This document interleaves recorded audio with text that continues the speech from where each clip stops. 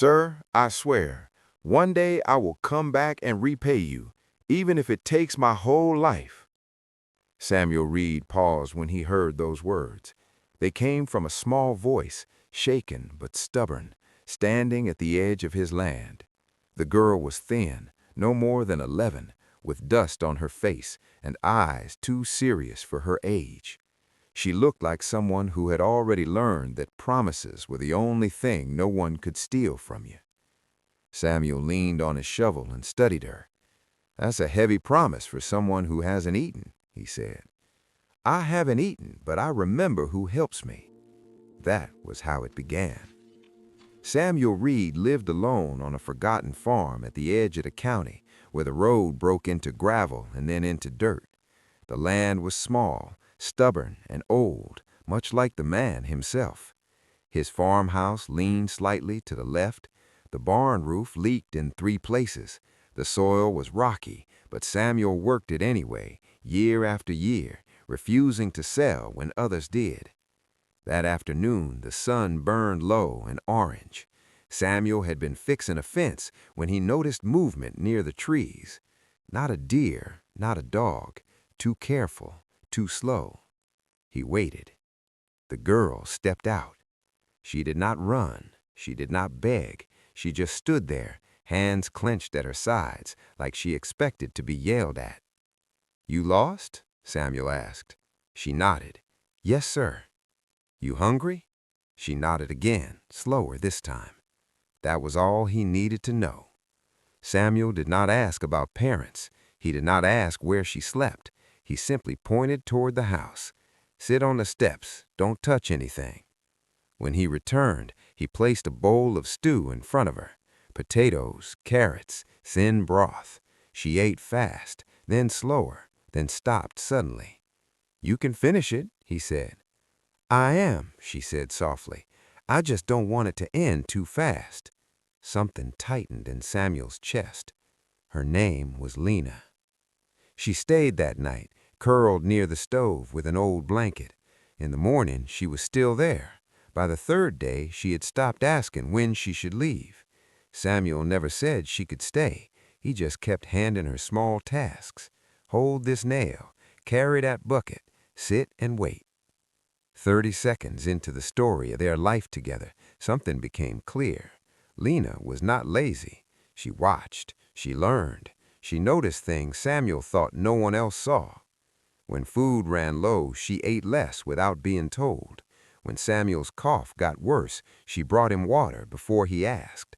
When winter came early and the pipes froze, she stayed up with him, feeding the fire through the night.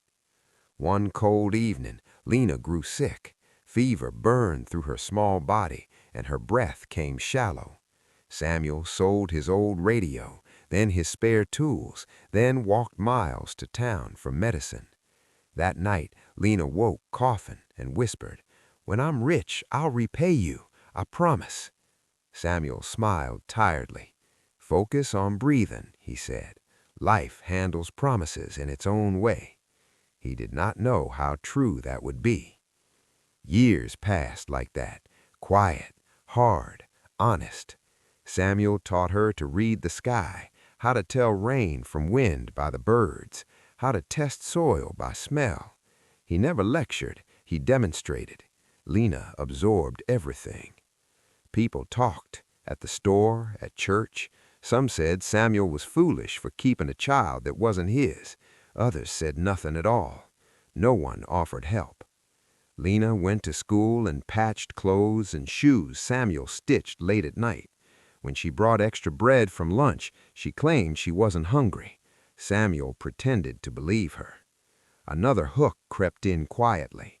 Lena grew fast. By 14, she was taller than Samuel had been at her age, strong, quiet, focused. She fixed fence posts and hauled feed without complaint. She belonged to the land as much as the land belonged to Samuel. Then one afternoon, a black car rolled down the dirt road and stopped at the gate. Lena froze. "That's my aunt," she said, her voice tight.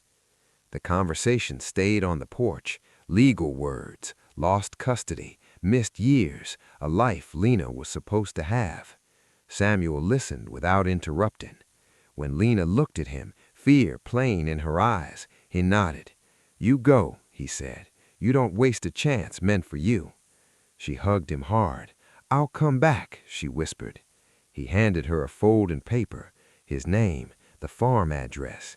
"Just in case," he said. After she left, the farm grew quieter.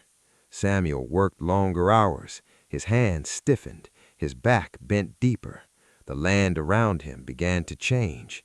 Neighbors sold their farms. Signs went up. Fences appeared where fields used to be. Then the inspectors came. Clipboards, hard hats, words like non-compliant and unsafe. Letters followed, court notices, an eviction date circled and read. Samuel stared at it for a long time, then closed the calendar. The day arrived without ceremony. County trucks rolled in, tires tearing at the edges of his field. A flatbed followed. Men stepped out without looking at him. They read the order. They did not ask questions. Samuel stood by the porch, hands folded behind his back.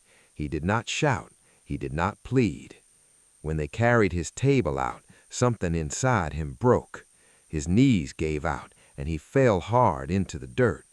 Someone told him to move. He did not. Then the sound came, a deep chopping roar that cut through the air. Wind whipped dust into the sky as a helicopter descended beyond the field, flattening crops as it landed. Engines shut off. Silence fell heavy. A woman stepped out, early 40s, calm, clean boots now coated in dust. Her eyes scanned the scene, sharp and steady. "What's happening here?" she asked. The inspector spoke fast. "County enforcement, property violations." The woman's gaze landed on Samuel, still on the ground. She walked over and crouched near him. "Sir," she said gently, "what's your name?" "Samuel Reed," he replied, confused and breathless. Her face changed. She inhaled sharply, then smiled through tears. "It's me," she said. "Lena." For a moment, the world made no sense. She helped him to his feet, then turned to the officials. "Stop, right now." They protested. She pulled out her phone. Within minutes, documents filled the screen, forged signatures, overlapping dates, zoning changes that never passed. "This eviction is illegal," Lena said calmly, "and so is your process." Calls were made. Names were mentioned that made people straighten. The order was frozen. Trucks shut down. Boxes were carried back inside. Neighbors crept closer, whispering. By sunset, the convoy was gone. Lena stayed. She walked the land with Samuel, slow and careful. She asked where frost hit first, where the soil flooded. She remembered more than she admitted. "I never forgot," she said quietly. "I just didn't know how I'd come back." Justice did not come loudly. It came methodically. Auditors arrived. Charges followed. Deals collapsed. The land was protected, locked into preservation. Samuel never lost it. Lena returned often. She brought new tools, new workers, new life to the farm. She never changed it into something flashy. She kept it honest. One morning, Samuel watched the field turn under a modern plow. His hands shook, but his heart felt light. "You kept your promise," he said. "I just arrived on time," she replied. That night, Samuel went inside before dark. He left the door unlocked. For the first time in years, he slept without fear.